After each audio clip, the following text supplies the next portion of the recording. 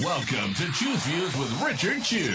Get ready to dive into a world of insightful conversations and thought-provoking discussions. As progressives, our job is to have an all-inclusive, full-on assault with all of our players. A show that will focus on moving our political, social, economic, gender, and cultural conversation forward. And all of our players means all of our players. It's Choose Views. And now, here's your host, Richard Chew. Good Wednesday morning, progressives, and welcome to the January 29th, 2025 edition of Choose Views, 773-763-9278. Facebook Live, TuneIn Radio, YouTube, Twitter stream, iHeartRadio, and of course, email me at richard@wcpt820.com. Catch all of our shows by subscribing to our WCPT podcast. Where? Apple Podcasts and Spotify. That's where you can get Choose Views. Joan Esposito, live, local, and progressive. Driving it home with Patty Vasquez. Good morning, Patty. The Big Picture with Edwin Eisendrath, Out Chicago, and our other shows and interviews. Check out our heartlandsignal.com digital platform. Lots of good stuff there. Today, guys, we're going to be running at a fast pace. We have wonderful guests joining us this morning, starting right at 6:30. We've got Marie Graham Hudak from the township supervisor in Canton Township in Michigan, and looking forward to chatting with her.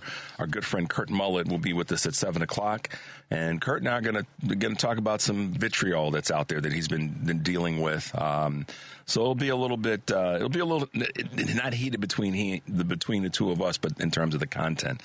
And then Dante King will be with us in the 7:30 hour, talking about the Trump administration and DEI. All right, guys, I'm going to dive right in this morning because, well, let me make sure we cover one more little thing. Of course, today from 2 to 5 p.m., Joan Esposito will be taking your calls and talking to James West, Executive Director at Mother Jones, and Spencer Trutley, author of Patriots of Two Nations and the host of Dastardly Cleverness in the Service of Good podcast, live, local, and progressive, weekdays 2 to 5 here on WCPT AM 820, and that's Central Time. Tonight, 5 to 7, Chicago comedians Dwayne Kennedy and Adam Burke will be in for Patty, Driving It Home with Patty Vasquez, weeknights 5 to 7, also here on WCPT 820 Central. And then tomorrow morning, I'll be talking with Toni Preckwinkle. Ms. Preckwinkle is the president of the Cook County Board of Commissioners. She's a heavyweight, and I can't wait to chat with her tomorrow about a number of things, but obviously you guys will want to tune in for that. I'll also be at the North Shore Center for the Performing Arts in Skokie this Saturday, February 1st at 7 p.m. Joan Esposito and I will be seated at the table in the lobby, that being the WCPT table, in the lobby greeting folks, saying, hey, glad you made it. Before the 7:30 performance by the Capitol Fools, Washington, D.C.'s premier political satire group. Joan will also be introducing the show, and of course, tickets are still available. Go to the NorthShoreCenter.com. Go to NorthShoreCenter.org today. Let me say that again. Go to NorthShoreCenter.org today for tickets. And a reminder, as always, there's 2 new podcasts, Choose Views, the short version, full, and the long version. So that means the full episodes and, of course, featured interviews. You can also subscribe to both Spotify, Apple Podcasts, iHeartRadio, YouTube, Amazon, and TuneIn. Just search for Choose Views with who? Richard Chew. Or get the links by visiting heartlandsignal.com/choose-views. Right now, featured interviews and podcasts. On the show page, you can find my recent conversations with investigative journalist Greg Pallas, which I heard so many people say they want to hear more of that, which we will be bringing you. Mayor Brandon Johnson, Illinois State Rep Will Guzzardi, immigration attorney Kate Lincoln Finch, Ben Jealous of the Sierra Club, John Fugelsang, Dana Goldberg, and much more.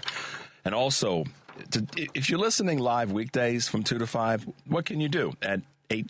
On our 8:20 a.m. You can also go to TuneIn from heartlandsignal.com or tell Alexa to play WCPT from TuneIn. Don't say hey, just tell Alexa play WCPT from TuneIn, just to have some fun with that. All right, guys, we have to keep it moving this morning, as you see with our lineup of guests that we have. I'm going to talk about some stuff that I've been not sitting on. I've just been determining how I want to dive into it. And I'm going to start off with a clip that Henry and I put together from our wonderful governor, J.B. Pritzker, and the governor of Minnesota, Tim Walz. I believe it is my duty to report to you the truth of what actually happened today in Illinois.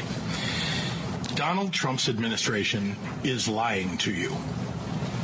The White House's attempt to walk back what they did today does not match what we saw on the ground.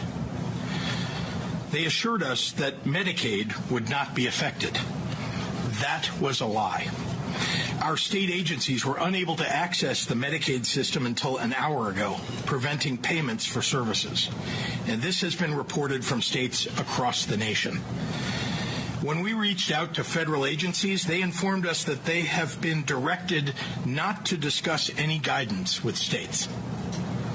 They have canceled previously scheduled meetings for this week. The White House assured us that Head Start would not be affected. That was a lie. Providers across the state experienced outages, and some were unable to make their payroll. They assured us that they were doing nothing to take away individual assistance from the most vulnerable people in our state. But they refused to say that they would restore LIHEAP, the Low-Income Housing Energy Assistance Program, payments to support the unemployment system, and Meals on Wheels. These are programs that hundreds of thousands of Illinoisans depend on: children, seniors, veterans, working parents. Let's just be clear about what happened over the last 24 hours. At 7:42 p.m. last night, we saw a memo from the White House saying that they were pausing federal funding across the board. This morning, along with all 50 states across the country, we discovered that our ability to access critical federal funding had been cut off. And now the administration would like us to believe that these were just coincidental website outages. Donald Trump and his administration have not earned the benefit of the doubt. They are either lying to us or they are critically incompetent. Donald Trump's reckless action cut off funding to law enforcement, farmers, schools, child care, veterans, and health care. While he was out golfing, he threw the country into crisis. This is not bold. It's not leadership. It's stupid, buffoonish, childish of exactly what they did. Child care providers across the state, law enforcement, our prisons, things that we count on, individuals on Medicare, things that we know matter to people's lives. And I want to be very clear about this. Minnesota is a state that pays far more into the federal government than we get back. Those are our dollars that he is stealing unconstitutionally. Congress, as I served, as Attorney General Ellison served, appropriates the dollars. This is so far beyond the pale to try and pull these dollars back. And the real thing about this was he has no idea. I understand this. Donald Trump has no idea the implications on this. Sierra Club Executive Director Ben Jella's statement on Trump's executive order freezing federal funding. In issuing a sweeping halt to federal funding, grants, and loans, Donald Trump has yet again broken both the law and his promise to help American families. His actions immediately and significantly put Americans in danger. Trump could not stand outside and take the oath of the office, yet he wants to end home heating assistance in the middle of winter, putting more than 7 million households of poor and elderly at risk of freezing. He talks of the cleanest water, but is blocking funding to ensure every American has safe water to drink. And he is making his lies about funding failing to reach Americans come true by blocking money to rebuild communities from California to North Carolina devastated by disasters. Donald Trump broke the law, and now our loved ones are at risk. Our costs are soaring, and our communities cannot rebuild. This isn't leadership. It's cruel and criminal. Sierra Club. All right, guys. I'm going to do my dead level best to not get emotional about my frustration. And I thought about this late last night in terms of how I wanted to approach this morning before our guests come on. And let me just do my best to saying to you guys, I got you. And I know that it would be an easy thing to say, you know, the phrase that's floating around, and I've said it, you know, you mess around and you find out, or you F around and you find out. That would be easy. When you call in today, hopefully we can squeeze your calls in this morning between our guests. We'll do our best to do that. So the number, of course, is 773-763-9278. Call and text. But here's where we are, guys.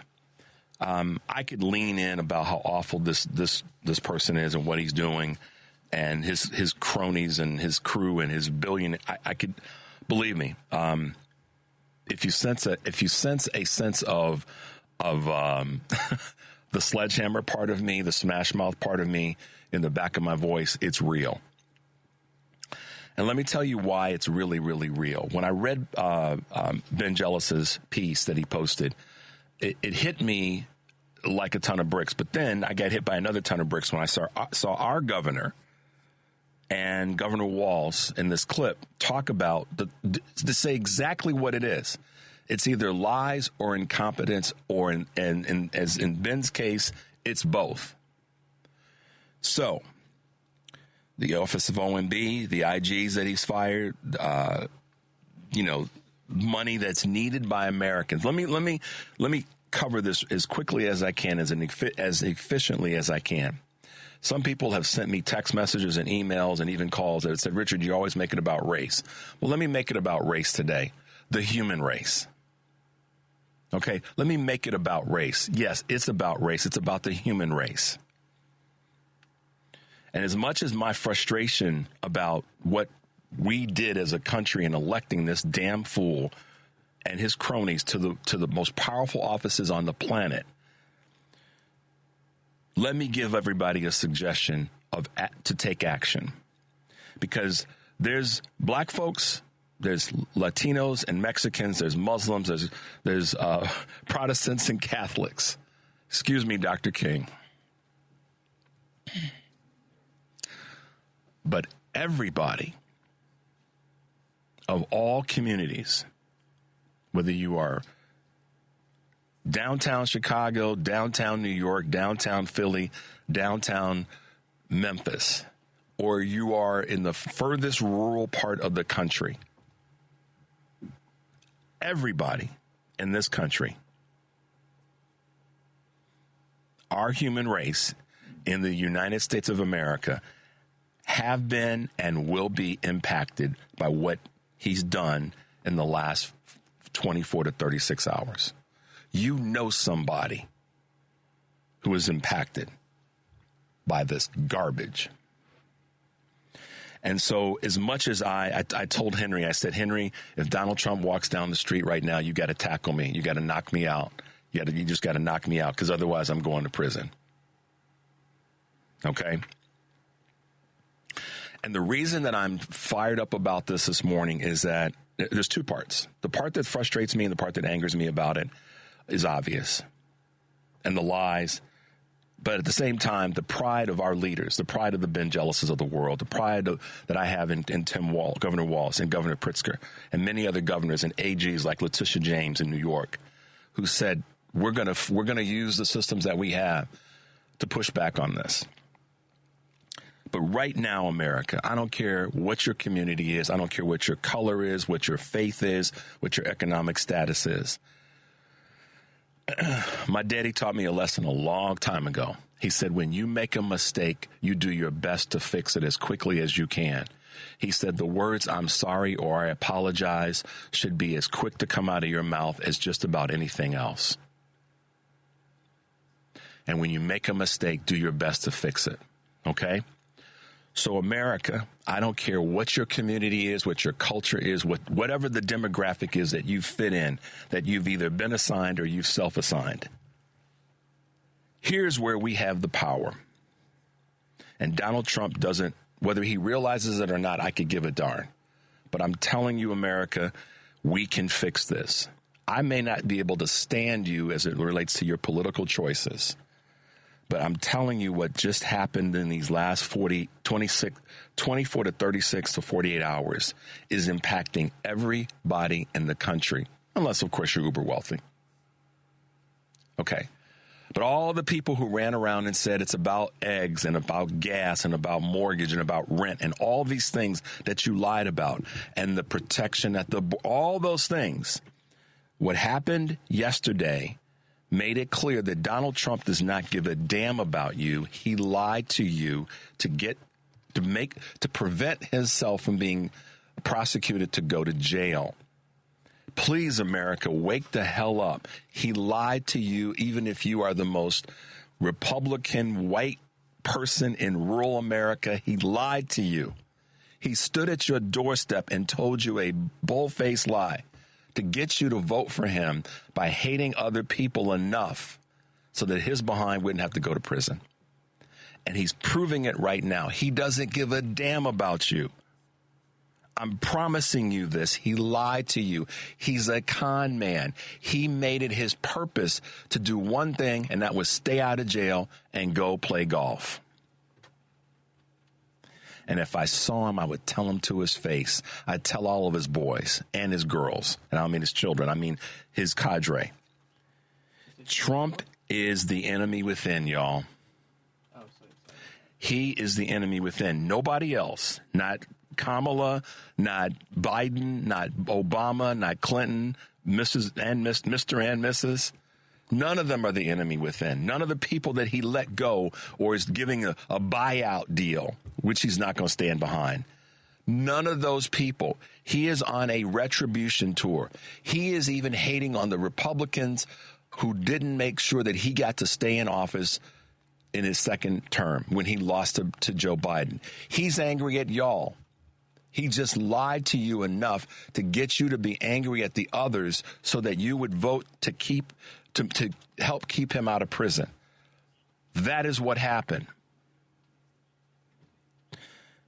I want to go on, but what I'm not going to do that, because let me talk about the power that the American people have right now. And I'm asking my brothers and sisters on the left, the right, and in the middle. I got to take a deep breath on this one. If we want to fix this, now J.D. Vance isn't a better solution necessarily, but the guy who lied to you, who stood on your porch, figuratively speaking, but lied to you, is now wreaking havoc on the country that you love and that your forefathers and my forefathers and mothers helped to build. He's tearing it down, y'all. Turn off your damn, TV shows and all the whatever else and pay attention, because you didn't pay attention before. And the lie that you needed to know more about Kamala. Listen, what he's doing right now is a retribution tour. And that retribution is being directed at people who he feels should have protected him, and he didn't, so he wouldn't have had to go through all of the trials and the investigations and all that. And some of those people are Republicans. So what do we do? It's time for every doggone American to grab themselves by their own scruff of their own neck and contact your congressmen and women and senators and tell them, not ask them, tell them, y'all need to get right and deliver articles of impeachment. Not in 6 months, in 6 hours. Do it now. We need to impeach Donald Trump right now. And that's going to require the House of Representatives, Republicans, to grab themselves by the collar and say, this is not what our country deserves to have. So I'm asking citizens across the country to call your elected officials in the House of Representatives and in the Senate and tell them it's time to impeach Donald Trump immediately. We don't need to wait 6 months and see how much, what other havoc he's going to cause. Let's demand that the elected officials on a federal level move to articles of impeachment right now. How many young boys and girls, black, white, of whatever community, suffered yesterday while his fat behind went and played golf? And yeah, I don't mean to body shame anybody, but I mean that not in a derogatory sense, but in a I'm not going to apologize for it. Henry's looking at me like, what the hell are you doing? Shut up. Move on. He took his behind and played golf while their children who suffered yesterday. So let's fix this, y'all. We don't have to agree on everything politically and socially, but we can agree on moving this fool out of the White House, and let's impeach his behind right now. Let's get our members of Congress to step up and say, no, this is not going to be tolerable. We have that power. That power was not taken away from us. And I highly suggest, I damn near beg you guys to do this. Call your elected representatives in the House and in the Senate and demand that they file for articles of impeachment and get his behind out. J.D. Vance, I can't say if he's going to be any better or worse, but it won't be Trump. And maybe with that, we will then be able to push some other things in another direction that's better for the country. We can't sit back and cower, worrying about what's the next thing he's going to do. I don't think that J.D. Vance has the craziness to go forward with some of the things that Trump is talking about. Yeah, I know he's part of Project 2025, and I know there's a few people in my world that are going, yeah, but Vance would be doing the same thing. Whether he would or would not, let's make a statement. See, sometimes it's what I said about, this upcoming Super Bowl. And if you have any questions which team I'm pulling for, not that I really care, it impacts my life. I think the team that goes on defense first makes a big statement. They come out hard. They come out and they smack that helmet. It's an old Pittsburgh Steelers thing, an Oakland Raiders thing. We send a message. Okay? Y'all might think I'm crazy this morning in saying this. I'm not. We have to send a message. The world is watching. And the best way we can do it is by bombarding our elected officials on a federal level with phone calls, with emails, and with all the tools that we have in our arsenal to demand that they impeach him now. Not in 6 months. Hell, not in 6 days. Do it now. He is not untouchable. We don't have to wait 4 years. We don't. We can do it now. It requires that we be willing to put down the hammer and say, no, you can't do that. You lied to us. And listen, we on the left, we knew he was lying. Many of those in the middle or on the right, you may have known he was lying, but you didn't want to face the fact and deal with your own bias. Well, he sent you a nice little gift, and that was to hurt your grandchildren or your grandnieces and nephews. That's what he did. So how can you stand for that? Because you're worried about somebody coming from the southern border to do what? Pick your vegetables, clean your tables, wash your bathrooms. Okay? So listen, y'all. Send a message. We have to send a message. When I saw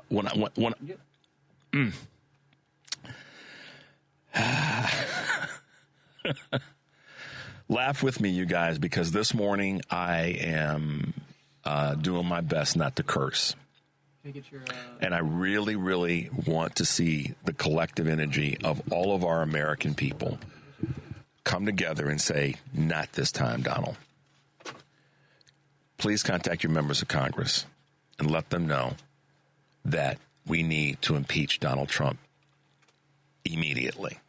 He lied, he's lying, and he's causing harm to the country. He took an oath to do exactly the opposite of what he's doing. Okay? So I had to take the gloves off this morning, and I appreciate you guys tolerating my anger this morning. Call the White House. The number is 202-456-1414. That was sent to me yesterday by our good friend Kurt Herner in Ohio. So I got to give him his props on that. And no matter what you get, call him again. But the most important phone call you need to make or email you need to send today is to your elected official. And I don't care if you're in a red district or in a blue district or a blue state. Donald Trump's got to go. Impeach him. We have that power. And it starts with us calling our elected officials and telling them to impeach us behind.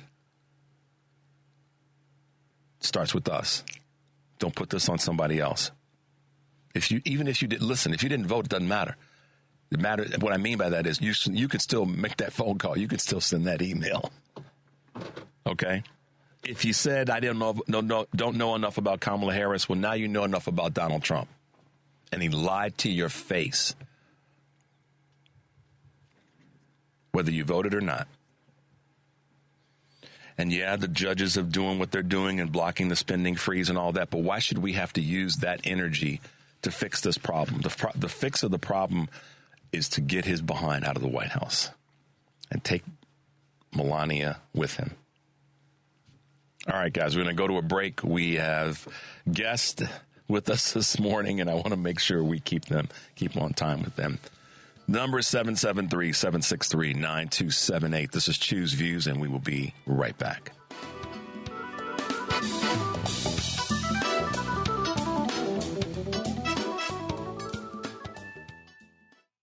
You're listening to Choose Views with Richard Chu on WCPT 820, Chicago's Progressive Talk. Hey, guys, welcome back to Choose Views, 773-763-9278. You guys, thank you for already in advance for holding. I know that calls kind of lit up when I drove a truck through the current administration's policies and actions, at least in terms of my observations. So sit tight. We will get you in today. We'll do our best to make sure that happens. So sit tight with us as we have our first guest this morning with us, and we're looking forward to talking about those things that are local, but also things that are impacting us nationally. And with us this morning is Township Supervisor of Canton Township in Michigan, Marie Graham Hudak is with us on Choose Views. Good morning, Anne-Marie. Welcome to the show. Good morning. Thank you very much. Thanks for having me. Glad to have you with us. Wow, you have been busy the last few weeks, from what I'm understanding. You just yes. You just got back from the National Conference of Mayors. Is that correct? Yes, we had the National Conference of Mayors, and of course, it was the same weekend as preparation for the inauguration. So Washington, D.C. was crazy. Yes, it was. I had a couple of invites from some of my HBCU friends, and I turned them down because I thought, I'm just going to stay in Chicago and keep it real here. It's good to meet you, and thank you for taking some time to be with us this morning. As a supervisor of a township, and I'm very familiar with Michigan's structure because I grew up in large part in southwestern Michigan, over on the west. This is the southwesternmost corner of the state in Berrien County and those townships over there. So I'm very familiar with that structure. Tell us a little bit about your work as township supervisor, and then we'll get into some of the more specific things that I wanted to ask you. Okay, well, as you know, Michigan has 1,242 townships in about 700 cities. So township supervisor, when I am explaining it to someone, it's the same as a mayor in a city. So basically, I work full time. I'm in charge of operations with police, fire, municipal services, recreation. So it's the same kind of job. Got it. Well, here's the thing that's also unique about that is that you then have, for lack of better words, a certain amount of sway in interacting with other townships to make sure that you guys are lined up, literally and figuratively, for the greater good of the larger county. Of the state. Is that correct? Yes, that's correct. I live in Wayne County, which is the same county as Detroit. There's 43 communities here, and of that, there's a couple townships. But I also work with cities. It's important to work with your neighbors. That's very important. Well, here's my direction right now, and it has been for a while, but particularly since the election, the national election, and all the state elections that we just had, and that is for us to quote unquote fix some of the issues that are already being thrown at us in this first 7 days of the inauguration, is that local involvement is critically important. And I mean local in the sense that local officials like yourself, but also the integration of that with local organizations that deal with delivering goods and services to people on a day-to-day basis. What's your participation in that there in your township and in the greater Wayne County? How are you getting involved with some of the local organizations? Well, of course, some of the local organizations, so I don't know if you know about Canton Township is one of the most diverse communities in Michigan. We have temples and Christian churches and gurdwaras and Muslim, mosques. And so we have a lot of diversity here. And so right now, there's a lot of concern about what's happening in terms of, Muslim bans and ICE raids and things like that. So just trying to work with the communities around me to keep everybody calm and watchful and keep each other informed, and as well as our residents. So that's really important right now. But there's a lot of initiatives that you go on when some of the organizations that we work with that take care of all the residents, we work together on that because it's not just one community. One organization might serve many. And so that is important that we keep talking together and keep growing those organizations and coalitions to build our communities and keep them strong. So obviously the conversation oftentimes, a phrase is used as working across the aisle, and we get that. Sometimes you have to be, in my opinion, I'm not an elected official, Anne-Marie, but you have to be judicious in that effort, but it still has to get done. So how are you navigating working with, for lack of better words, working across the aisle and working with other elected officials that might be, Republican, Democrat, or independent leaders? I think on the local level, you have to cooperate greatly. Which surrounds me, I'm a Democrat myself, but what surrounds me are Republicans and Democrats, but we share borders, we share drain systems, we share roads, and so I sit on a lot of the committees. We share like a wastewater treatment facility is amongst 5 communities. We have our district court, which is amongst 5 communities. So we are on boards with each other, and we know each other, and I think that's one of the problems with Washington, because down here on the local level, we're neighbors. Our kids go to school together. We're at the same Rotary Club meetings. And so if you don't work together, you're just isolated at home. And I think that's one of the issues that we have in Washington, is that some of our legislators don't know each other personally. And I think when you know each other personally, that really helps with cooperation and getting things done. Yeah, that, without a doubt. I mean, it makes it hard, not impossible, but it makes it hard to make a promise to someone that and then not be able to deliver on it, or at least show them that you're working to deliver on it, even though there may be some cogs in the system of getting certain things done, irrespective of their political stripe. It's tough, though, obviously, when you have people that are just flat out opposing you because of the party that you represent. And I know that on a local level, you have to deal with that as well. Yes, and of course what you always have to do is find common ground. That's where you start. You meet people where they are, and you expect them to meet you in the same, and you negotiate. And if you find that common ground, you build on that. And I always find that is the most effective way to work together. Both of you want the best of whomever you represent. So you just have to keep that in mind at all times. Yeah, I would agree with that. Sometimes you do find that one that doesn't, or at least they're representing something that's not going to be as good for as many people as they might think it is. And that's where I think we're all challenged right now, is one party, or at least even the representatives of one party or one thought process, are more in line with taking things away from people than they are with making sure that everybody benefits. So how do you navigate, as best as you're trying to be in terms of reaching across the aisle, quote, when you're up against somebody who is more in line with taking things away from folks rather than making sure that we provide things for folks? Well, that's where the coalitions are important. Even with the National Conference of Mayors, what's happening right now is many of us rely on projects that are federally funded or locally funded, and the money being paused as it is right now. When you read, there was a letter put out by the U.S. Conference of Mayors basically stating that, and it's a bipartisan letter saying, hey, our communities are hurting. When you do things like this, you hurt everybody. It's not just people, who you think you don't like.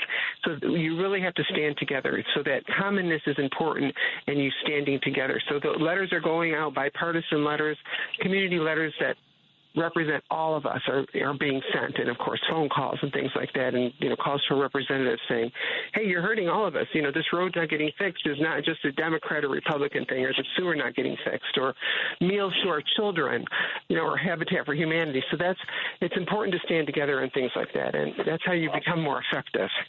So tell us, in your experience, I mean, I have my own observations, but tell our listeners all across the country how mayors, really and truly folks like you that are in the role that you're in, not just affect local policy, but affect regional and national policy. Well, it's interesting because the U.S. Conference of Mayors actually started in Detroit in 1933, I believe. We just celebrated our 93rd winter meeting. And what's wonderful about that, it's grown immensely. There's about 500 mayors, I think, that belong across the country, and 270 were in Washington, D.C. a couple weekends ago. And the conversations that we have are common. You couldn't even really tell who somebody was, where somebody was from. You're talking about police actions or AI, or even roads or sewers or our climate, or it all is common. It was really eye-opening to me to sit next to some people and say, hey, you have the same issues that I do, no matter how big or how small you are. So I think it's interesting because President Biden also had mayors on his staff. He said, because when he talked to us, he said, you guys are there. Everything's at your front door. And so we need to hear your voices. And he was very good at that because he even came to our communities and he would listen to us. And the funding that we got the previous 4 years came down to the community. He understood that's where it needed to go versus going to the state and the county, and maybe we get a little bit of a dribble of it. We got money sent right to our communities that could go to work right away because he understood that's where the people were. What was it about President Biden that you found? Let me rephrase this a little bit. What is it that you saw in President Biden while he was president, and you are in the role that you're in, that you got that he got it? If that makes any sense.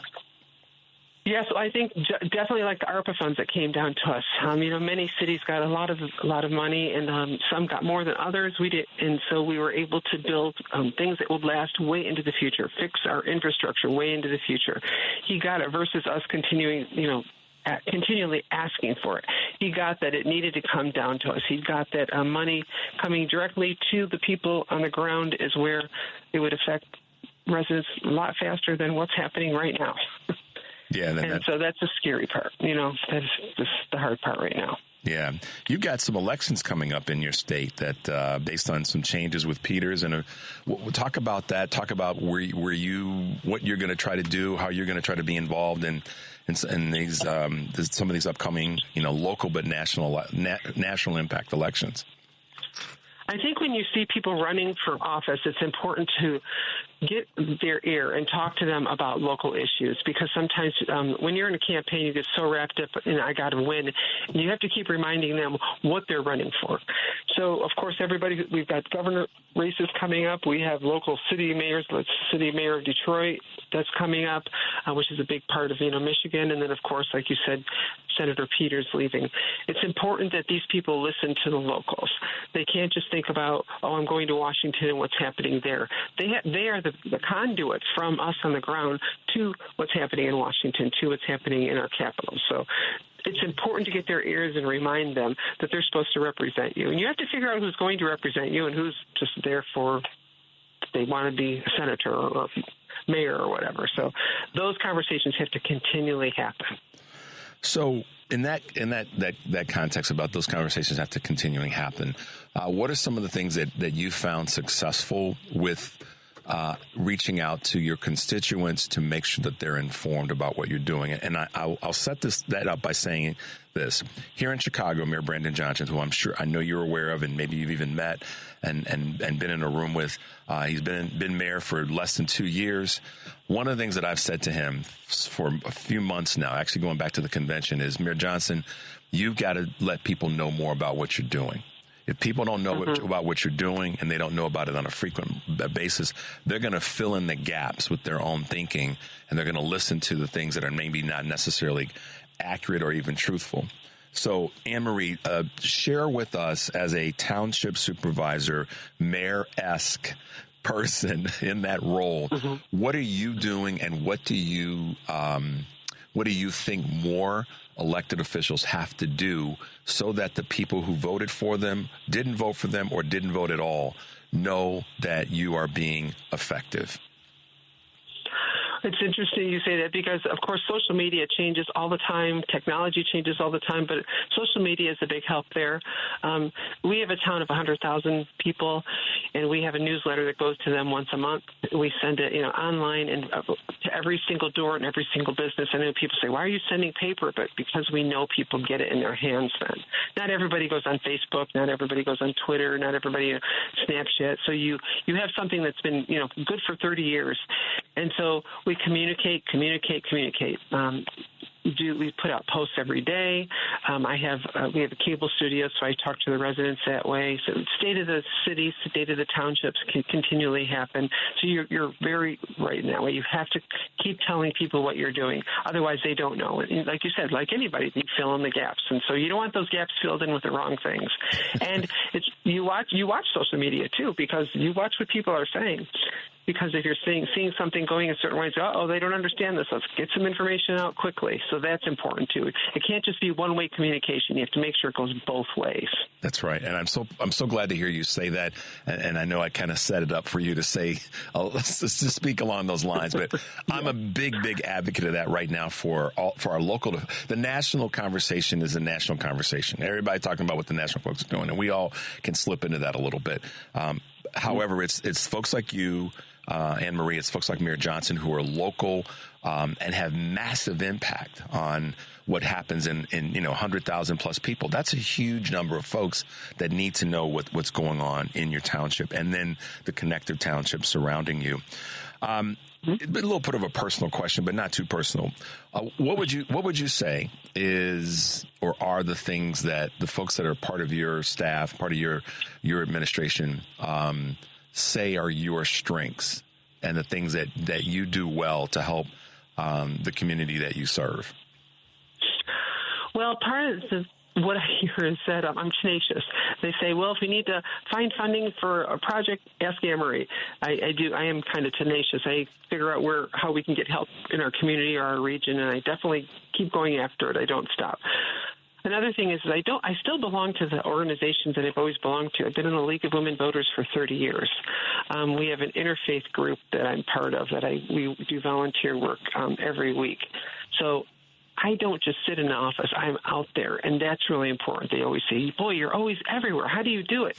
It's because I get my strength from just talking to people. I could never just sit in an office. I really love being in the grocery store, being at the senior center, or going to watch kids. So they say things like that. Okay, that's pretty good. So we've got this show that we love talking to local officials, local organizations about what they're doing and how they're going to have an impact. And I appreciate you being with us this morning. As we wrap up, two things. One, what do you suggest people do that feel like they're disenfranchised from the process? And second to that, how can folks that are anywhere in the country that want to support a local official in the great state of Michigan find you and know more about what you're doing on a local level? Well, I think people should always, if you want to get involved in being a League of Women Voter, there are a lot of organizations. The League of Women Voters, some of the smartest women I've ever met. They've, a lot of them worked on the Equal Rights Amendment for years. So going to things like that, going to meetings, going to your local, if you're a Democrat or Republican, going to your local meeting there, your interfaith groups, joining your local church, your local Rotaries. Even if you don't agree 100% with the group, you can find little niches that you do. You say, hey, I don't agree with everything you do, but I like this project you're working on. So that's really, really important. I think that if people continually are out there, and if you're scared, call your local office and find out, hey, what can I get involved in? Right now we have an embedded social worker, so people who are feeling disconnected, they can call our office, ask to talk to the social worker, and she can help connect them to some services or just an organization to join. There's so many things to join, so of course you have to be careful, but just sitting behind your keyboard doesn't help your mental health. That's really one thing we're really helping to hopefully solve one day. But actually, in Michigan, you can look at anybody up. If you Google our names, Google's a great thing now. You can find out how to find out about our communities. I'm in Canton Township, Michigan, so if you Google that, you can definitely find our township and find out what we're doing.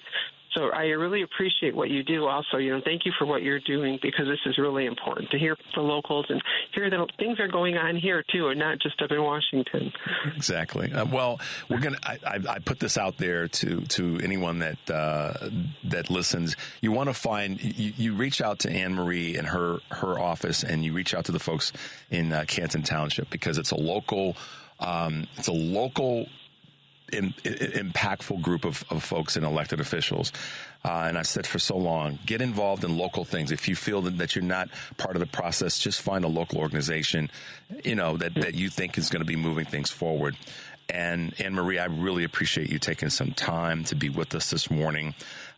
We would love to have you back and get some updates in terms of what you're working on and other things that you have gleaned from being a part of the National Conference of Mayors. So hopefully you'll be interested in joining us in the future. Oh, I'd love to, and thank you for everything you're doing for the communities. Thank you. Absolutely. We have Anne Marie Graham Hudak with us today, Township Supervisor of Canton Township in Michigan. Thank you so much for being on Choose Views this morning. Thank you. Bye-bye. Right, bye-bye. Have a great day. You could hear the joy in her voice, the excitement about what she's doing, and that's cool to hear and to witness. So I'm glad that she was able to spend some time with us this morning, and we'll have her with us again. Anne Marie Graham Hudak, who is the Township Supervisor in Canton Township in Michigan. Check her out. Get behind her, support her, find out where you can get involved. And you don't have to be in Canton Township to be a part of what they're doing. This again, guys, is the power and the strength that we have, is to connect with the folks that are in other areas. All right. I promise we try to squeeze some calls in this morning. Let's go to Mike. Good morning, Mike. Welcome to Choose Views. Great show again, Richard. So here's my thoughts. You can go to, first of all, you can go to the DNC online and give $5-10 a month. Go to the Democratic Senatorial Campaign Committee, do the same. And in terms of getting a hold of your congressman, you go right to their website, and it says, email me. You hit on email, you put where your topic is, you put your comments in. When you send it, it goes directly to that staff member in their office in D.C. that handles that subject. I was an activist up in Alaska, and that, by the way, came from Senator Murkowski's office. So probably the best way is just email your senator or your representative directly. But, you can go to local town hall meetings. This woman that was just on, I went to the local town hall meetings when I was in Alaska. I haven't done it in L.A. here. But, get up and get active, because there's a battle, and that dude is crazy, man. Yeah. And last thing, we overthink everything. We lost the election because of Fox News and right-wing radio. That's why we lost. Yeah, that's it. The disinformation and the misinformation. And we could throw into there, to Greg Pallas's credit, some severe voter suppression. And that suppression was also driven by people just feeling like that their vote wasn't going to count. There's a whole conversation inside of the words voter suppression that we have to delve into. But Mike, I appreciate your call today, and I appreciate you providing us with some tips for folks to reach out to their elected officials. So that's always we appreciate that contribution. And I know you're driving right now, so please be careful out there. No, I'm not. But you're not. Okay. But I'm actually walking. I'm near Colorado Boulevard in Eagle Rock. Okay. I'm a dude from Eagle Rock. Real quick. Yes. Real quick though, if people are listening to WCPT, tell your friends. I tell people all the time, listen to WCPT, listen to Progressive Radio. I text people that. So spread the word that you have a great show, and WCPT is just great. Thank you so much, Mike. Be careful out there wherever you are. We appreciate your contribution, man. Be well. Thank you, man. Take care. Be safe today. Yeah, see, that's the blessing, guys. We got folks who are listening, and they're out for their morning walk, and they're spreading the word. And that's, I'm humbled by that. So let's go to Jim real quickly here in Chicago. Jim, got the last couple of minutes before we go to the top of the hour break. Welcome to the show. Yeah, hi. I hope they just cut to the chase, suspend the midterms, just give Trump a dictatorial power, us Marxists should be banished from the country along with the immigrants and let the Republicans rule. That's what they intend to do. Just cut to the chase, get rid of the midterms, let him be a dictator and dictatorial powers, and he'll tell us what to do because in his brilliant mind, he'll tell us what America will be. And but what's interesting about that, Rich, is we all pay. Shakespeare says we all pay our debt to death. We all do. And I don't know how long Project 2025 can last. I don't know how long Trump can last. But it certainly isn't generations. No, it's not an eternity. So, it's not an eternity at all. So, and then think about his press room. He wants to fill it with influencers, podcasters, and anybody who's a Republican, apparently. Because we are Marxists. Now we are Marxists. We're back in the beginning of the 19th century, and that's we're all Marxists. We're no longer Democrats or Americans. We're Marxists. Anyway, Rich, you have a good show. Thank you very much. Thanks, Jim, for the call. So, obviously, a little bit of sarcasm from Jim in that space, but you guys get it. It's like, okay, let's just let them mess it up. He's being sarcastic for those who maybe didn't catch that, and I'll make sure that you do understand that Jim was being very sarcastic. And part of the reason that Jim's sarcasm was palpable is because he's tired of this craziness. I think Jim is in his early 70s. I forget exactly what he's told us. He's been on the family meeting and other shows. He's just frustrated. He's tired. He's worked too damn hard. Good friend of my wife and mine, we went to dinner with him the week before last, and kind of the same sentiment. He just turned 80. He's just like, Richard, I've worked too doggone hard in my life. Raised children, the whole nine, and for this craziness to be out here. So there's a lot of folks like Jim and our good friend TP that are just tired. And but I will also say those are the people that are going to be part of this uprising. And in the second hour, we're going to have our good friend Kurt Mullet talking with us about some of the vitriol that he's been receiving now that he's become very well known as Hoosier Blue 63. We'll try to keep it clean, but the message that we want to share is you get to fight back. You get to punch back. You get to talk back. You get to intellectualize back. And I'm going to say this as we wrap up. I don't care which district you're from in the country. It's time to impeach Donald Trump. Reach out to your elected officials in the House of Representatives and the Senate and let them know he has got to go, period. And if you don't vote to impeach him, we're coming after your seat. That's how we have to play this game, y'all. Be done with this garbage. Just it shouldn't have taken this long, but it's taken this long.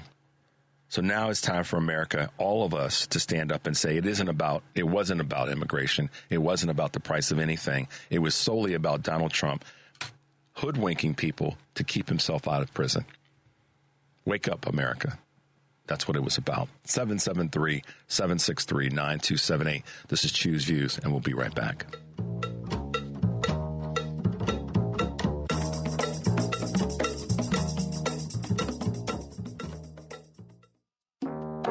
Welcome back to Choose Views with Richard Chew on WCPT 820 AM, where facts matter.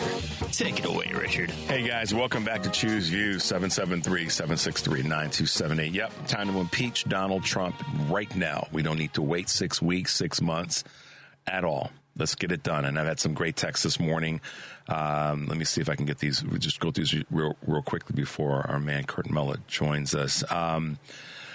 Yes, freeze includes CPB funding. Good point there. Let's see. One of our listeners has posted Durbin's office phone number in D.C. is 202-224-2152. Those of us in Illinois, dial that number. Senator Duckworth's number, 202-224-2854. Some of you are reaching out to Foster's office. I do it. It's easy. Google them. Just wherever you are in the country. This is a national effort. I'm calling on all of us right now. This is a national effort to impeach him. Period. And I had another text that said something along the lines of this is a part of a bigger plan. And I hear what you're saying, and basically the point is that this is about causing a depression. They want to cause a total collapse so they can rise as a new economic feudal lords, meaning the Musks and the Kochs and the Murdochs of the world. I don't disagree with that. I've said that for the longest time. They want to crash everything, snatch up what's left, and then, build from there. We can stop that. You guys do not for one moment believe that you do not have power. Let's bring Kurt on the line because I don't want to talk through this segment. Good morning. Kurt Mullet, y'all, from Hoosier Blue 63 has joined us. Hey, how are you this morning, sir? Good to hear your voice. Hey, good morning, Richard, my friend. And good morning, Ann. Man, oh, man. I love it. I love it, man. You got it going, man. The fast break is on. It is. They're going to try to come for our stuff. Okay, then let's come for their stuff. And I just think right out of the gate, I'll say this to you, that don't come for us, as Governor Pritzker says. You have to come through certain people.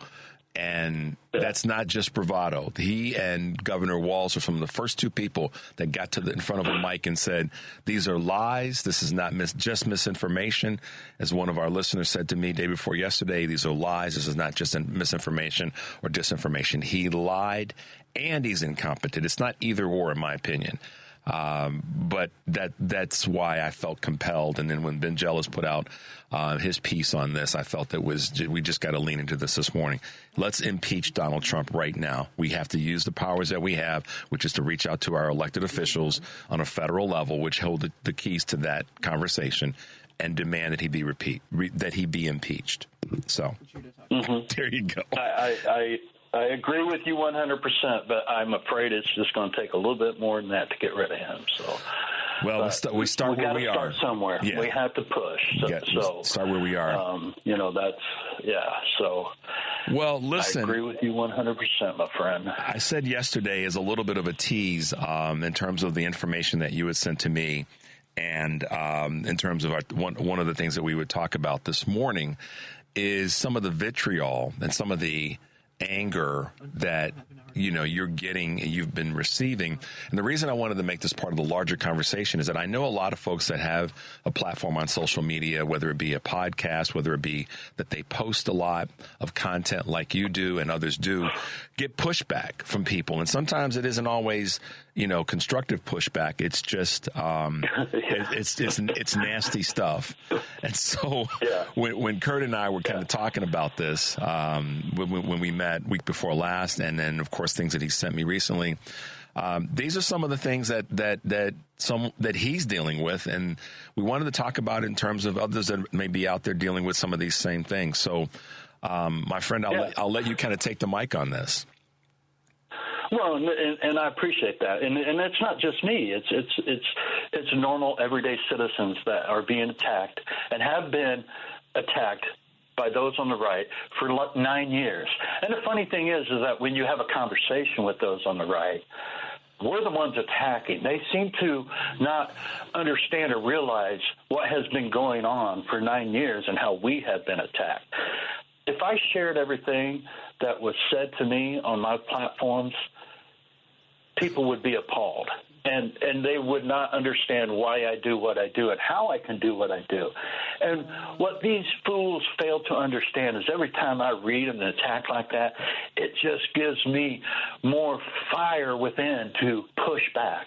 And now that I have put my name out there to become the chair of our Democratic Party here in Wabash County, it's increased locally, okay? And I was attacked by a city council member on Facebook.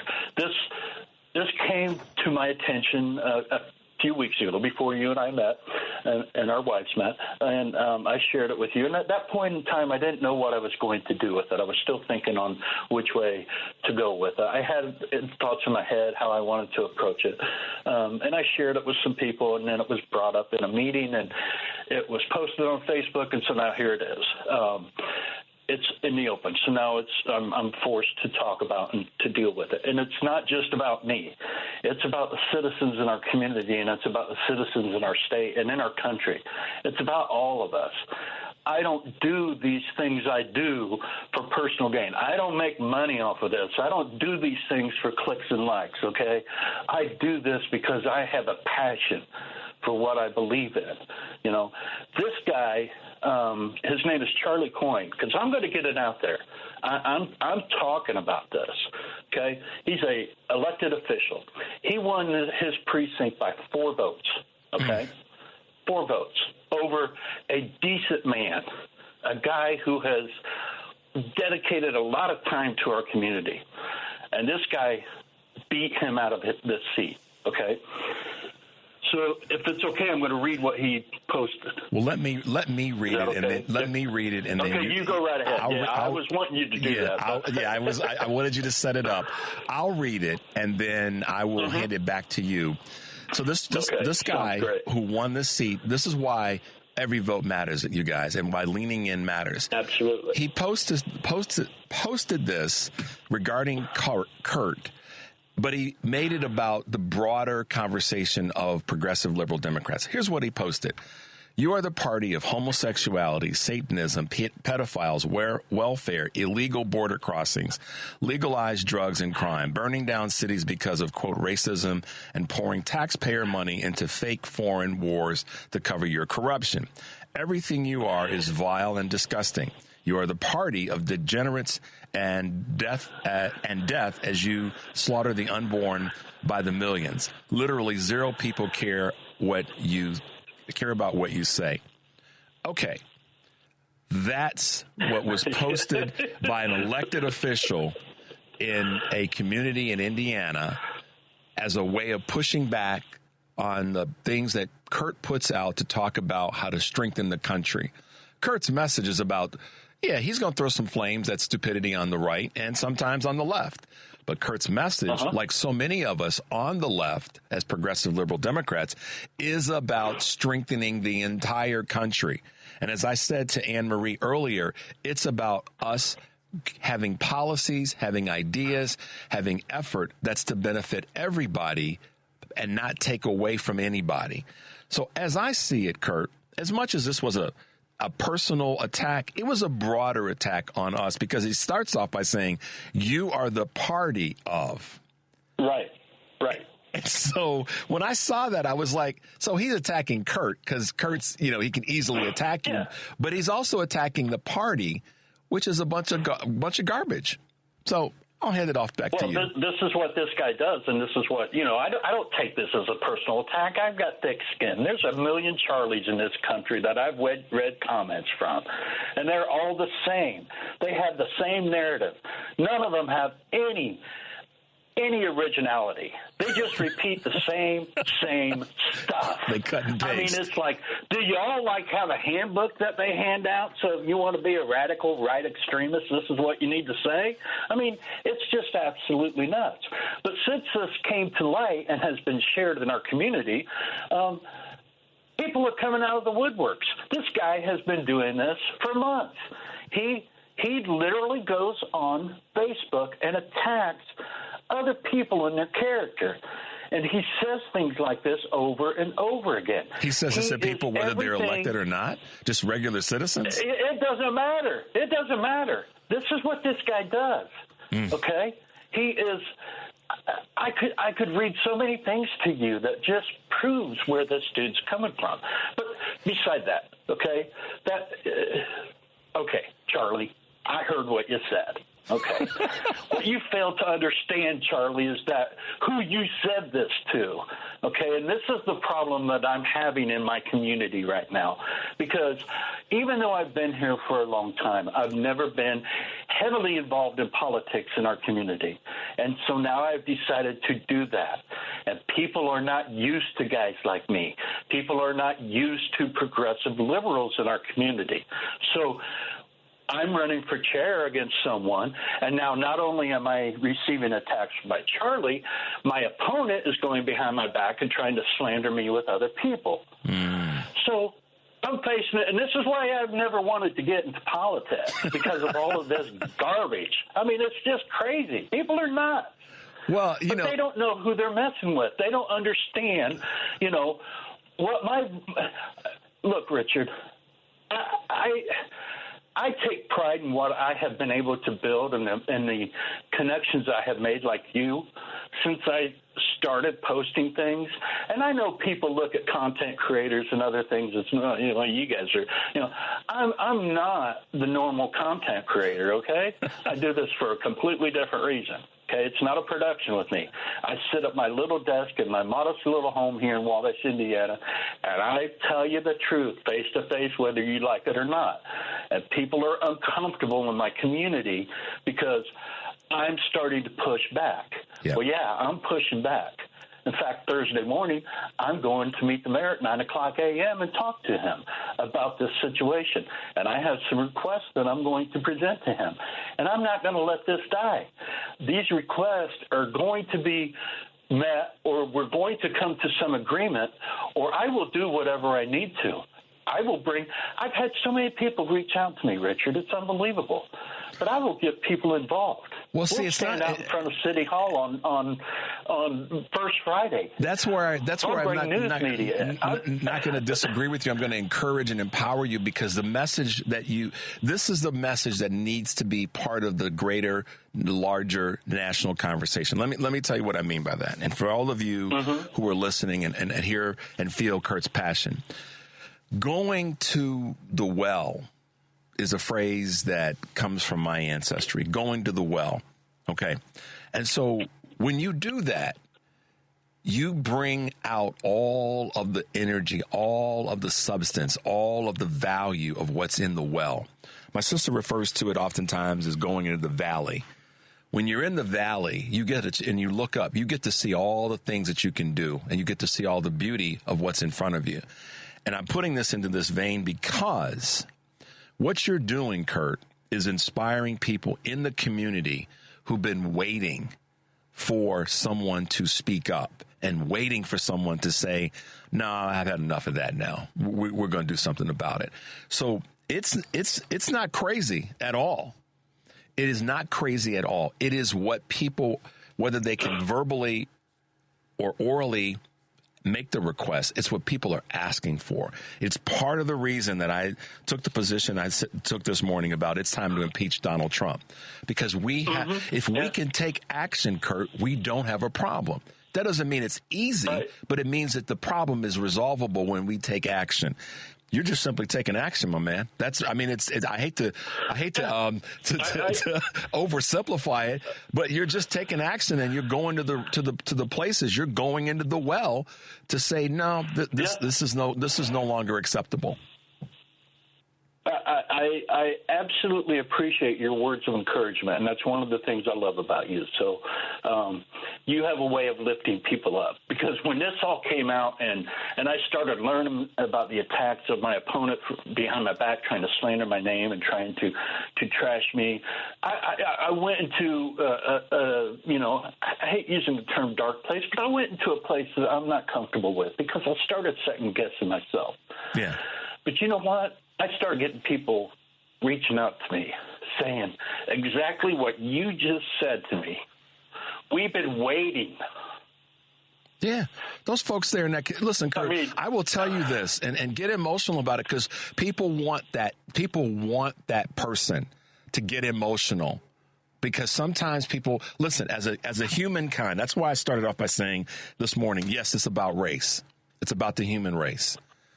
People in the human race want folks to roll up their sleeves and get elbows deep and dirty to fight for the things that they believe in. I promise you that. Right now, the reason that the people who in your community are kind of slowly falling in line and reaching out to you and all that, that's happening with Anne Marie. That's happening with other leaders throughout the country that on a local level are saying it starts with us right here, right in our neighborhood. Mm-hmm. And that's the reason, Kurt, I'm telling you, with all the imperfections that any of us have, we are the messengers to deliver the message. All of us are. And that's why I'm so just on it this morning about, you you're saying something, and people there are they want to hear it. So just be proud of that, and don't none of us out here second guess ourselves in that space.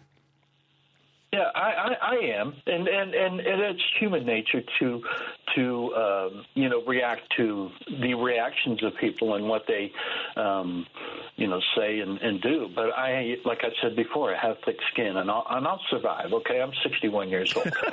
Come on, old dog. Some crazy things in my life, and this isn't going to bother me none.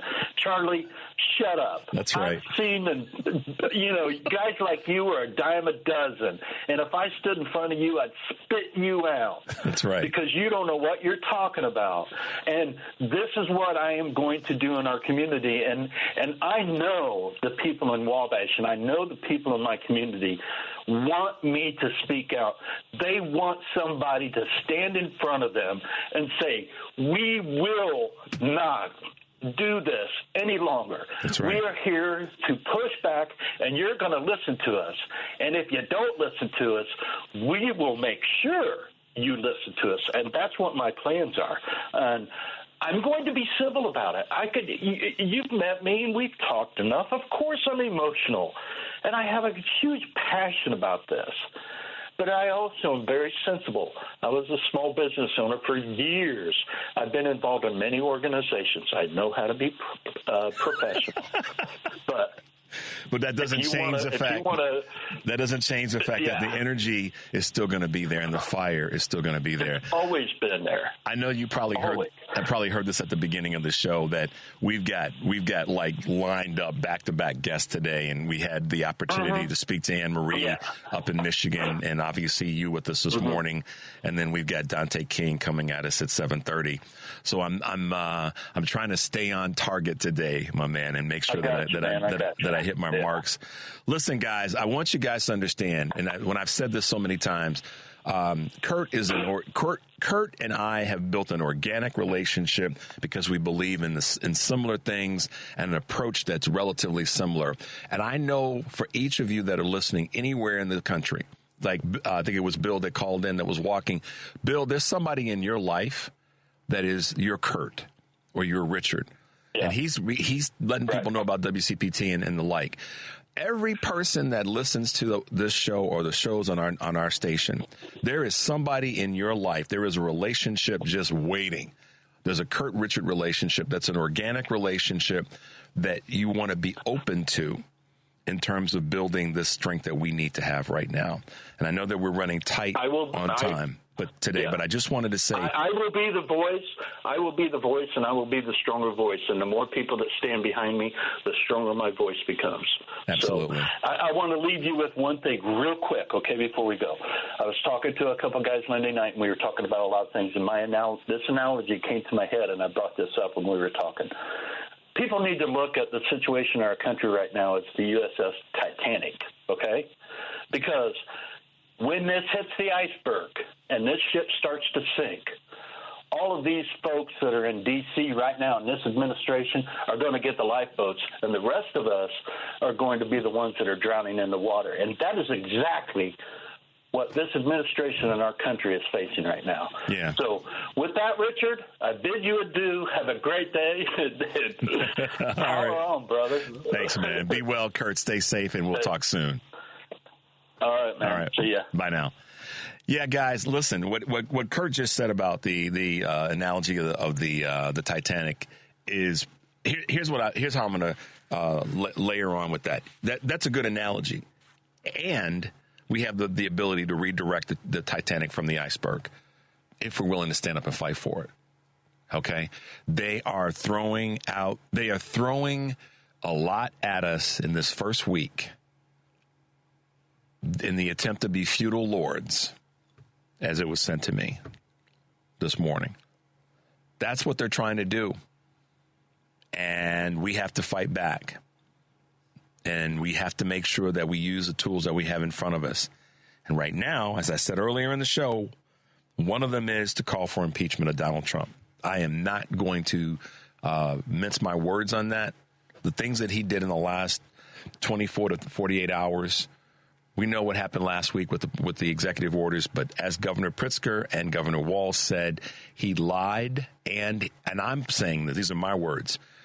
They said lied or incompetent. I'm saying lied and incompetent, and so are the people around him. Just because Elon Musk is the richest, has the most amount of money. He's not the richest. I'm going to rephrase that. He's not rich at all. He's got the most amount of money. And Bezos and Zuckerberg and all those guys are bending the knee and whatever else they're bending. That doesn't mean they're the smartest, the bestest, the strongest, the fastest, all those things. None of them are.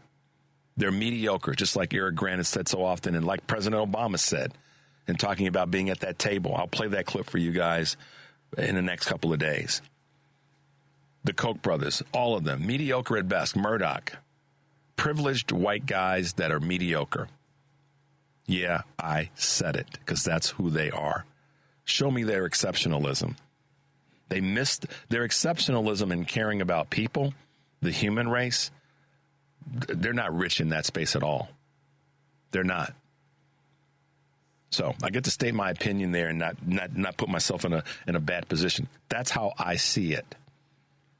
You don't have to believe it, but the evidence seems to be there to point that out. So what do we get to do? We get to fight back. And it starts with contacting your congressmen and women and your senators in each state that you're in, because what he did impacted your grandchild, your nieces and nephews in a faraway state that is a red state and a blue state that you didn't think that was going to impact them. And sure enough, it has. So it's time to fight back. They came for your stuff. Let's come for theirs. 773-763-9278. We're going to take an early break because we have a guest at 7:30. We'll be right back.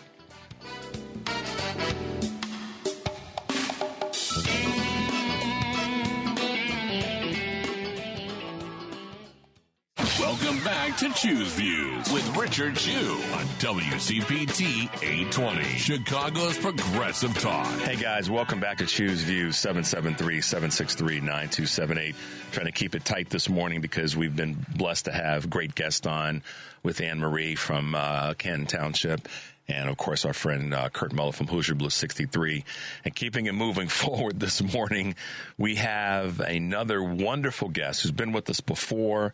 And he's one of those smart, involved, doing the work kind of people on the ground. And that would be Professor Doc Dante King, working with us this morning, human resource management consultant and Director of Workforce Learning and Development for J.P. Morgan Chase.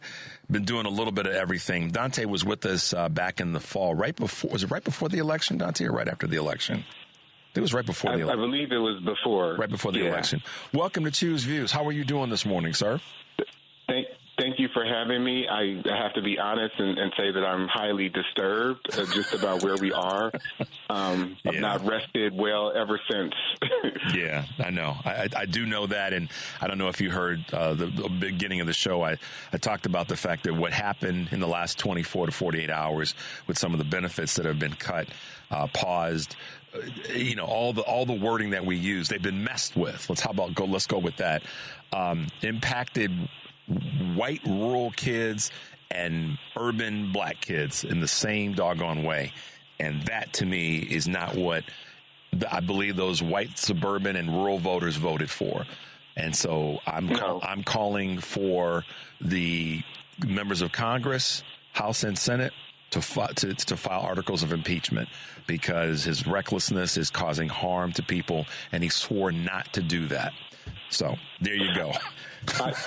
I agree with you wholeheartedly, and I'd like to just say I think one of the things that I uncovered in my work, my new book, Diagnosing Whiteness and Anti-Blackness, will be out Monday, February 3rd. And one of the things that I trace is this type of inhumane, systematic, intentional ill will that white people enacted as it pertained to both people who were indigenous to this land and to also black people. But one of the other variables that I don't think gets the attention that it deserves is that along the way in this history, different people from different European ethnic groups who were considered white also became casualties of many of these lawful actions that they began to take to try and create a hegemonic white centered society. Yep. For example, if a white person ran away with the black person during slavery, they would have to then serve out part of the term of the black person for their master. So there's like systematic ill treatment of white individuals. And so we understand historically that white people are willing to compromise some of their own in order to enact systematic ill will towards people that they consider non-white or that they devalue. Dr. King said it, but I think that the phrase from Lyndon Johnson, which you were noted for requoting in terms of, listen, I'm paraphrasing this. White folks going to get hurt by the stupidity of trying to hurt black folks and other people of color and other communities that are not, quote, white, just as quickly as other folks do if they don't pay attention. I mean, that's just a reality. And that's kind of what I was saying. I mean, I'm not the professor and the educator that you are, but my common sense just rained down on me. And I said, listen, what happened in the last 48 hours impacted technically, numerically, data-based, more white Americans than it did black folks or Hispanic folks. I mean, those are just the numbers. And yes, all in this race, to your point about your book, Diagnosing Whiteness and Anti-Blackness. I mean, I'm applauding the work that you're doing. I'm looking forward to this coming out, and we'll make sure to give some copies of the book away to folks. But Dante, talk a little bit about a couple of items right now in terms of rolling back DEI programs at some of the corporations that we've all grown to know over the last 4, 5, 6 decades. Talk a little bit about the harm that's ultimately going to cause. Well, I saw some statistics recently that showed that white women primarily were the beneficiaries of these DEI programs, and they also occupied most of the DEI officer positions throughout different public and private institutions. I did not realize how substantial their representation is or was as it pertains to these positions. I think oftentimes when we think about DEI, there's this overemphasis or somewhat of a delusional focus of it's providing preferential treatment to people who have been marginalized historically marginalized. And I think to not understand that these American institutions have functioned on programs and processes of what I call white affirmative action and white sponsorship, meaning that American institutions were founded for the benefit of white people to move forward both the interests and perspectives of white people, which is why they were founded by all white men who determined and decided what the rules were, who got citizenship and who didn't, per the 1790 Naturalization Act, which stated that whiteness was the variable upon which citizenship would be granted.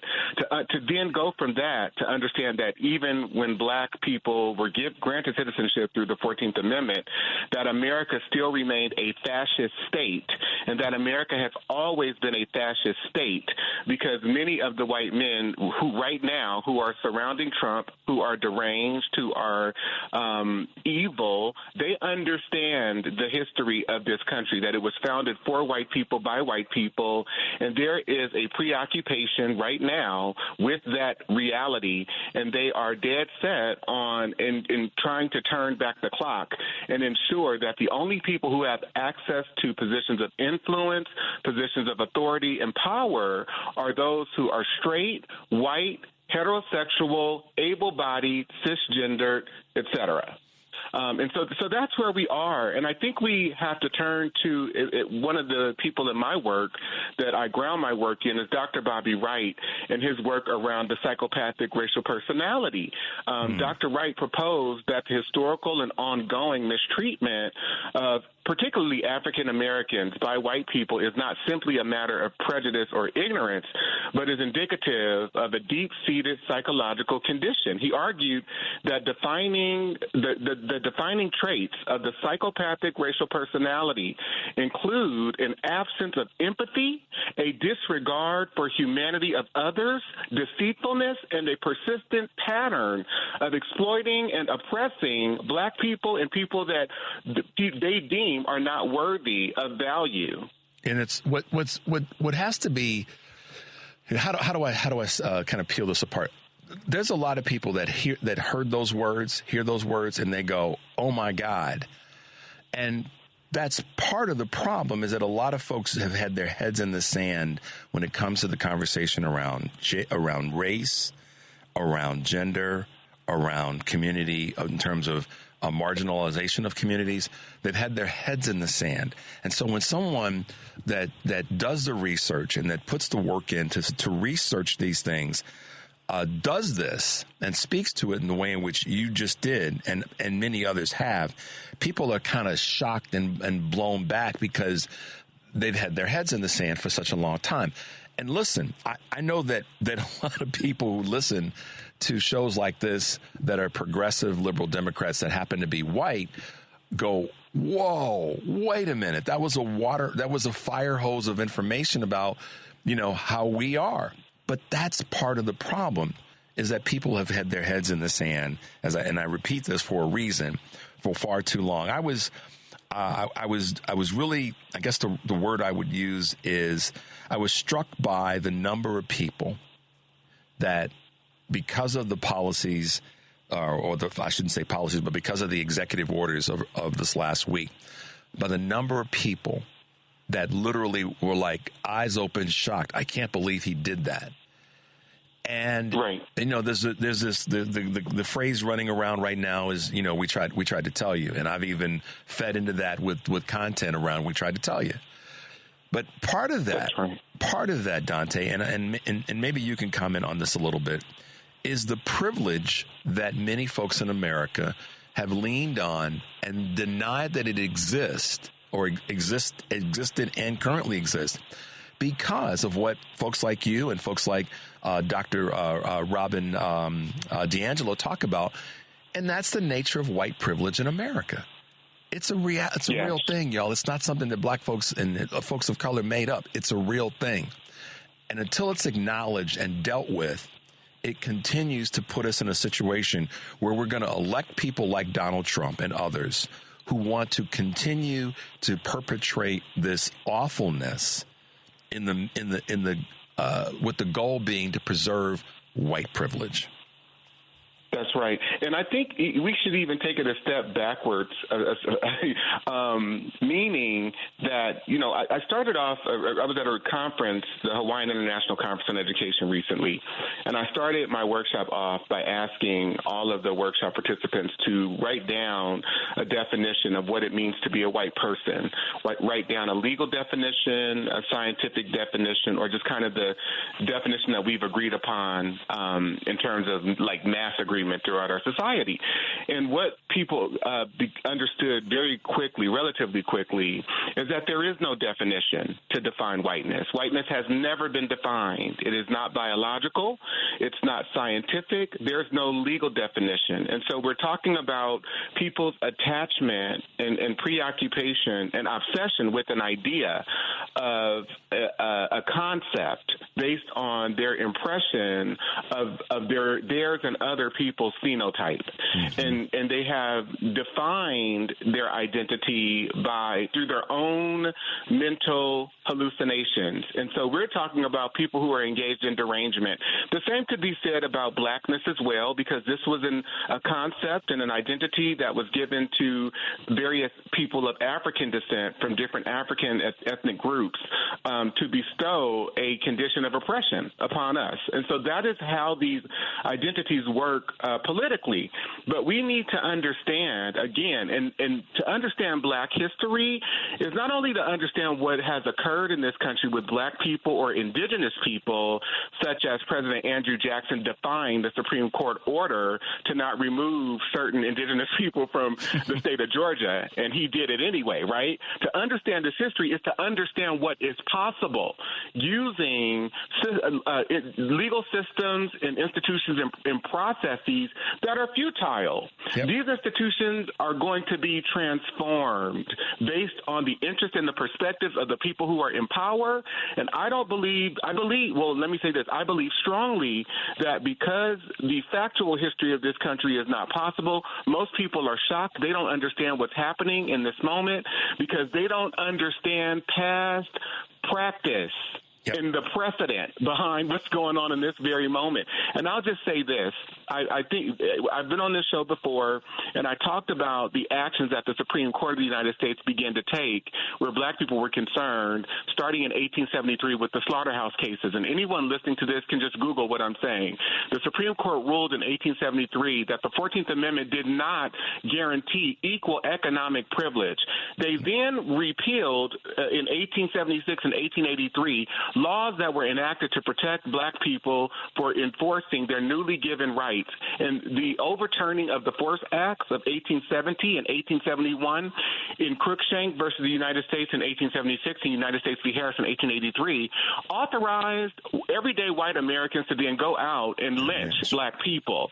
And so we're talking about, again, a fascist government and an institutions that are corrupt. They function corruptly based on corrupt people, and white people don't understand. It's not just privilege.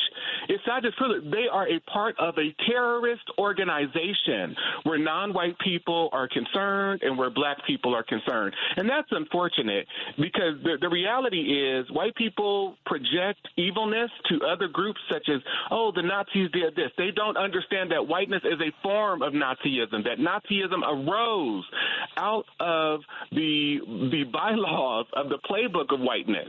Well, and this is where history and teaching of history is damaging to the perception that yes.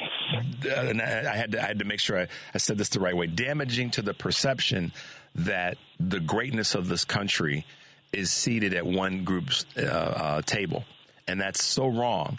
Because, and I'll give you an example, and like I said, we've been super tight on time, and I'm glad you could be with us this morning. And for those who may have your backside tensed up a little bit with the way in which Dr. King presented this to you, that should tell you something, that you maybe need to investigate your perceptions and your thoughts about the conversation around race, around gender, around cultural bias.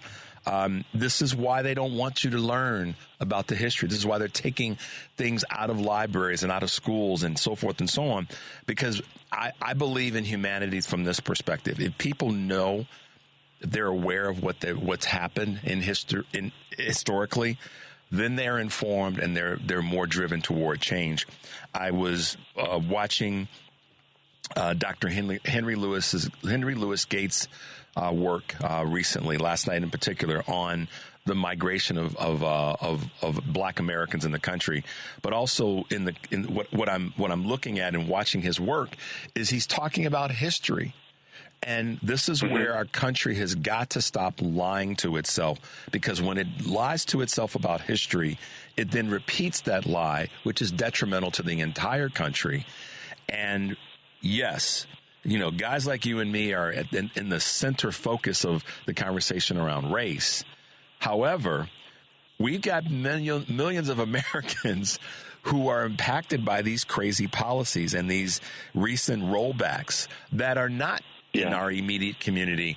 And those are the people that I want to wake up. I mean, I want the people who don't think that they're touched by these policies or would have been touched by who they voted for putting these rollbacks in place. I want those folks to wake up. I want those people to realize you're being touched by this. And and if you don't, the next thing you know, you're going to be, you know, the folks that are worse, in a worse situation because you didn't pay attention and you wouldn't allow for history to be told and to be taught so that you could learn from it. So Dante, listen, man, you're the kind of guest that gets people's attention in a very unfiltered way, and I appreciate the work that you're doing. And I know that it is not easy, but it is definitely important to our entire country. Some specific groups, most definitely, but to our entire country, if we truly want to be the country that we say we are, or that we aspire to be. So it's great to have you on again. What else I know you got the book coming out next week, and so I know that's one of your primary things you're working on. But what else are you kind of leaning into these days? Yeah, so if people want to go to my website, which is DanteKing.com, and you go under the events page, you can see there are 3 different options for virtual book launches, live virtual book launches that I'm having on Tuesday, February 4th, and then Thursday, February 6th. And then if you go to diagnosingwhitenessandantiblackness.com, you will see a 10-part episodic docuseries. It's a conversational interview style docuseries where we sat around discussing a lot of the themes that are in my book. So it's based on the book, Diagnosing Whiteness and Anti-Blackness, White Psychopathology, Collective Psychosis, and Trauma in America. And I thank you so much for creating this platform. Well, listen, man, I'm glad that you were able to be with us and keep pushing folks to push themselves to learn and be open to what's truly out there regarding our history and how we can make things as better as we go forward. Thanks, Dante, for being with us, and thanks for being on Choose Jews this morning. Thank you, my friend. Take care. You too. Be well. There he goes, Dante King, university professor, author, and human resource management consultant, Dante King. Look him up, guys. He's the kind of guy that is going to bring the heat when it comes to this conversation around bias, around racism, around sexism. And you need to hear it if you truly are honest with yourself about progressing and moving forward. And sometimes this message is harder for our progressive liberal Democrats, as I said, to hear than it is for any other group, because you think you got it figured out. And that's not an affront to anybody. This is when I talk about arming you for the conversations that you need to have if you truly are down with being a progressive liberal Democrat of any community, of any culture, of any color. It's this kind of work that you need to pay attention to. This has to be in your quote unquote library of things to talk about as well.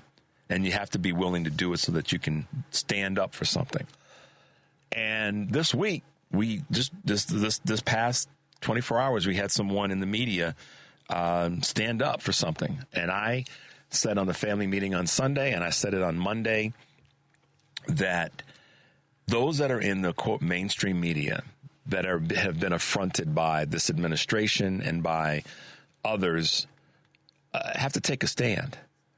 And they have to do it in a way where they don't put everything at risk. They just realize they're not going to take the garbage any longer. And to that end, and we put together a clip that Henry and I put together that speaks to someone taking a stand and saying what they had to say and doing something about it. So we're going to play this clip, and then, given the heat of this show today, I want to kind of finish up with something that might put a smile on your faces.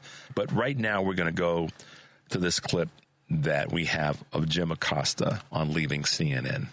Just wanted to end today's show by thanking all of the wonderful people who work behind the scenes at this network. You may have seen some reports about me and this show. And after giving all of this some careful consideration and weighing an alternative time slot CNN offered me, I've decided to move on. I am grateful to CNN for the nearly 18 years I've spent here doing the news. People often ask me if the highlight of my career at CNN was at the White House covering Donald Trump. Actually, no. That moment came here when I covered former President Barack Obama's trip to Cuba in 2016 and had the chance to question the dictator there, Raul Castro, about the island's political prisoners. As the son of a Cuban refugee, I took home this lesson. It is never a good time to bow down to a tyrant. I've always believed it's the job of the press to hold power to account. I've always tried to do that here at CNN, and I plan on doing all of that in the future. One final message. Don't give in to the lies. Don't give in to the fear. Hold on to the truth and to hope. Even if you have to get out your phone, record that message. I will not give in to the lies. I will not give in to the fear. Post it on your social media so people can hear from you, too. I'll have more to say about my plans in the coming days, but until then, I want to thank all of you for tuning in. It has been an honor to be welcomed into your home for all these years. That's the news. Reporting from Washington, I'm Jim Acosta. Man. See, I got thousands of things to say about that. So I'll keep it tight in these last few minutes of today's show. Jim's words touched me. And I was saying to Henry, I love how he pivoted in terms of talking about don't bend to dictators. You know, Jim Acosta probably doesn't have the same amount of wealth or money that Zuckerberg or Musk or what's that boy's name? Thank you, Bezos has. Thank you, Henry. They bent the knee. And y'all could get into the whole conversation. Oh, they're protecting their companies, whatever. Okay, fine. You can protect your companies doing some other things. And some have said to me, Richard, they're just trying to be masters of the universe in terms of messaging. I get all that. But what Jim Acosta did is he went public and he said, I'm not going to do that. And then he did what leaders do, is he gave you a homework assignment, a task to take upon yourself in terms of moving forward. What did he say, Henry? Record that message and play it over and over again. I mean, you can't do anything but praise that kind of strength. And yeah, people say, well, you know, whatever, Richard. But in this case, Jim Acosta did the thing that I've been asking more folks in the mainstream media to be willing to do.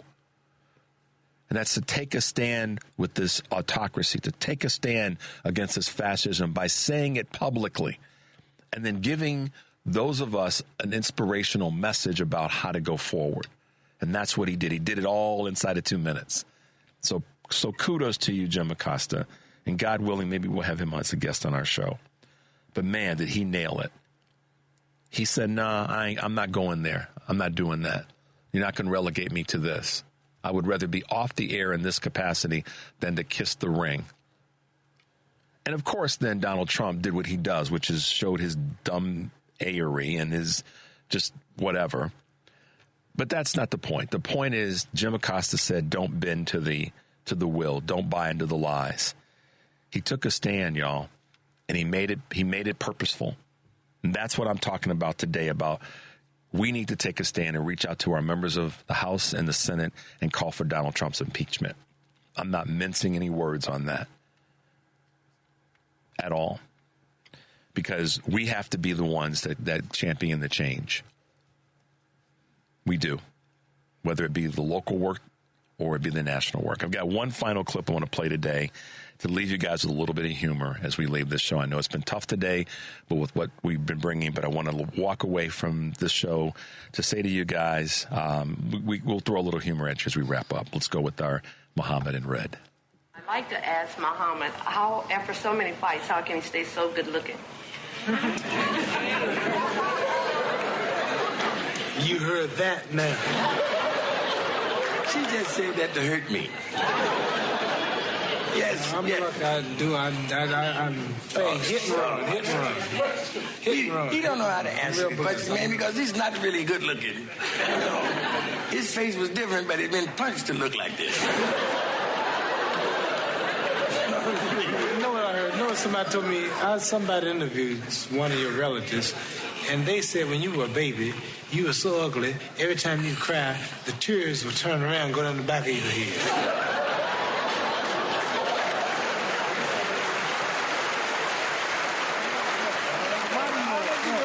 Don't get me on your show playing your game. I'm not a comedian. Yes, you are. I'll take you in the ring. You're funny looking.